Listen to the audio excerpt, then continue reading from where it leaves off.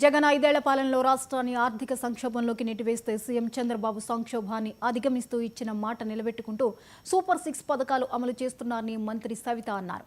నేతన్నలకు వరాల జల్లు కురిపించిన సీఎం చంద్రబాబుకు కృతజ్ఞతలు తెలుపుతూ బాపట్ల జిల్లా చీరాల మండలం జాండ్రపేటలో నేతన్నలు ఎమ్మెల్యే కొండయ్య ఆధ్వర్యంలో కృతజ్ఞత సభ ఏర్పాటు చేశారు.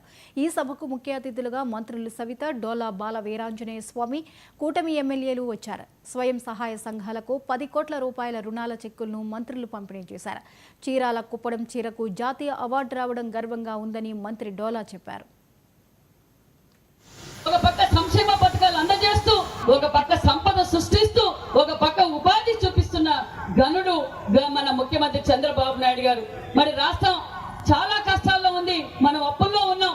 అయినా కూడా నేతన్న నేస్తం కింద మన చంద్రన్న మనకు 25,000 రూపాయలు కూడా ఇవ్వబోతున్నారన్న విషయాన్ని కూడా మీకు తెలియజేస్తున్నాం. ఐఏఎస్ లో మేము కుటుంబం కష్టపడతారు. అతి తక్కువ వయసులోనే వాళ్ళకు అనారోగ్య పాలు కూడా అవుతారన్న విషయం మనందరికీ తెలుసు.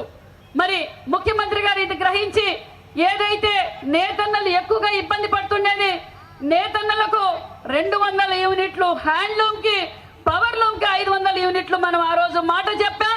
ఈ రోజు మాట నిలబెట్టుకున్న ముఖ్యమంత్రి మన చంద్రబాబు నాయుడు గారు అన్న విషయాన్ని మీకు తెలియజేస్తున్నాం. ఒక్కొక్క 200 యూనిట్ కి ఒక్కొక్క నేతన్నకి సంవత్సరానికి సుమారుగా 15,000 రూపాయలు మనము వాళ్లకు ఆసరాగా అందించినట్లు కూడా విషయం మీకు తెలియజేస్తున్నాం. మరి పవర్ లూమ్ కి 500 యూనిట్లకి సుమారుగా 30,000 రూపాయలు సంవత్సరానికి వాళ్ళకు మనం అదనంగా లబ్ధి పొందే విధంగా చేశామన్న విషయాన్ని కూడా మీకు తెలియజేస్తున్నాం.